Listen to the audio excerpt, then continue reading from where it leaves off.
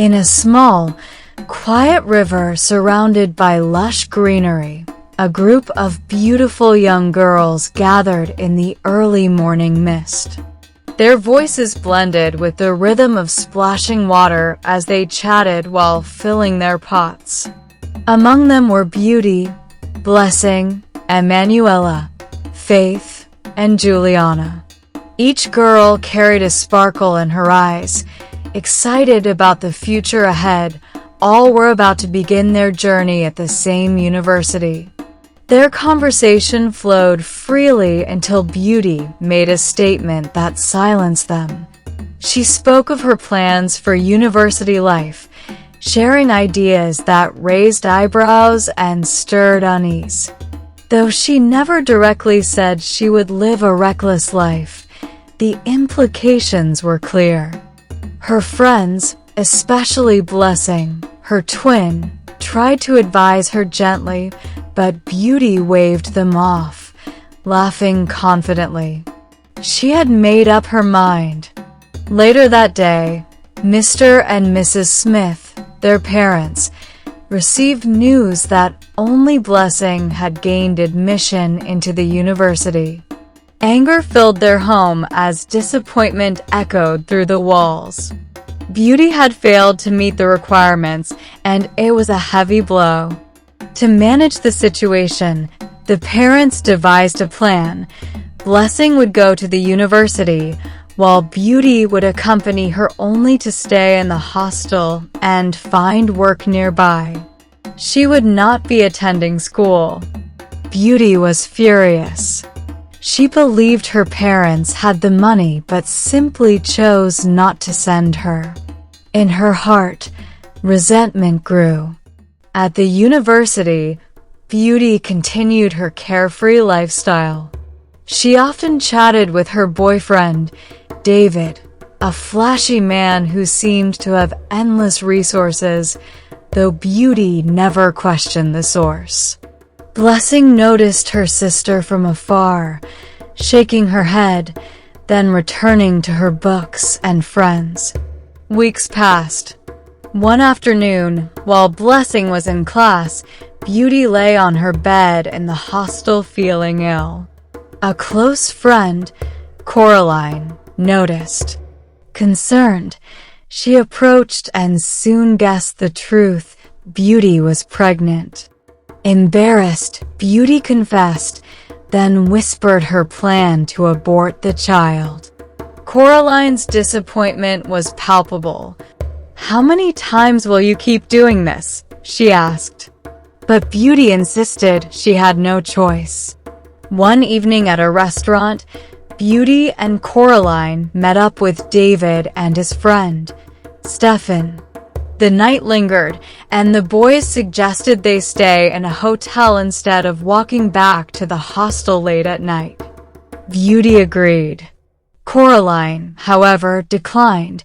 She had an assignment due and needed to leave.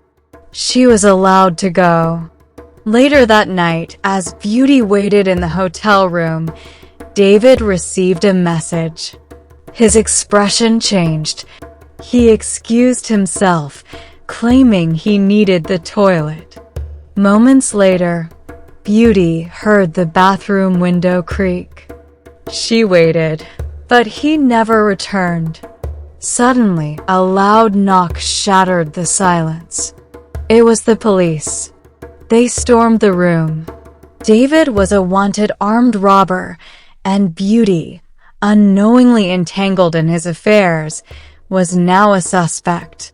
The news broke the hearts of the Smith family. Mr. and Mrs. Smith wept as they were called to court.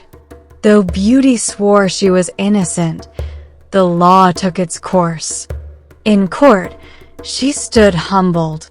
She thanked her parents, her sister Blessing, and Coraline, those who had always warned her. She admitted her ignorance and pride. The judge pronounced a 3-year sentence. Mr. Smith rose, tears in his eyes, and offered a sum of 20 million naira for bail. The offer was accepted. Beauty was free, but her soul was not. Years passed. Beauty tried to rebuild her life. But life, as it often does, moved on, though not without its quiet scars and loud lessons. Beauty, in her early 30s, sat on a hospital bench with a heavy heart. The doctor's words were gentle, but final. "I'm sorry, ma'am. The damage from the past procedures has made conception extremely difficult. Naturally, nearly impossible." She didn't cry. Not immediately. She just sat there, staring at the walls. Her mind wandered to the days at the river, the laughter, the joy, the dreams they all once shared. She thought of Coraline, of Emanuela, of Juliana, and most especially, her twin sister Blessing, the one who stood firm when she herself had chosen to chase shadows. She remembered David's lies. The hotel, the police, the courtroom, her father's trembling hands, her mother's weeping, the shame, the second chance, and now the final price. She had once been told, "Beauty, not everything that glitters is gold." But she had refused to listen. She wanted to taste the glitter. Now she lived in its aftermath, not as punishment, but as a mirror of her past decisions. Years passed. Beauty eventually found peace. She poured her life into helping young girls, visiting schools, attending youth conferences, working with social workers. She became a powerful voice not because of certificates or titles, but because of her scars, her truth, her pain. Every time she stood before an audience, she would pause, take a deep breath, and say, "I was warned, but I never listened." I beg you, listen. I'm not sharing this because I'm proud of my past, but because I know what it cost me. Don't let your beauty become your burden. Her voice became a healing balm to many. On the other side of the story, Blessing, the twin who chose the narrow path, soared. She graduated with honors, went on to earn a master's degree in education, and was later awarded a scholarship abroad. She returned to Nigeria and became a university lecturer, well-respected and deeply loved by her students. She married a calm, intelligent man, a childhood friend who admired her strength and grace. Together, they had 3 children. Her first daughter was named Mercy, a tribute to the mercy she believed saved her sister, Beauty. Her home was filled with joy, not perfect, but peaceful. Her parents, now older, found great comfort in her presence. They often visited, playing with their grandchildren, telling stories, and laughing again. The laughter they once thought had died returned slowly, gently. And every time they sat to share family stories, the tale of Beauty would come up not with shame, but as a cautionary tale wrapped in love. Mr. and Mrs. Smith, now gray and slower in their steps, found meaning in watching both their daughters live out their choices. They never stopped loving Beauty, but they knew that life had become her greatest teacher. In moments of reflection, Mr. Smith would often say, "2 daughters, 1 river, 1 choice, 2 destinies."